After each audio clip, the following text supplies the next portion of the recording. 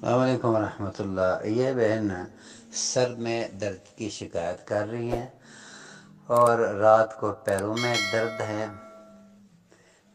میری بہن، آپ اپنے سر کو ہمیشہ سونے سے پہلے اندر اندر بالوں کی جڑوں میں کلونجی آئل لگائیں، اور اس کلونجی آئل پر جو منزل، جن آیتوں کو ہم کہتے ہیں منزل، وہ پڑھ کے دم کریں، اور جڑوں میں لگانے کے بعد چہرہ، سینہ اور کمر کو بھی لگا لیں، اور خصوصاً آپ دونوں کنپٹیوں پہ اچھی طرح مالش کروائیں یا خود کریں، اور صبح اٹھ کے سورہ بقرہ پوری کی پوری ہینڈ فری لگا کے سن لیں۔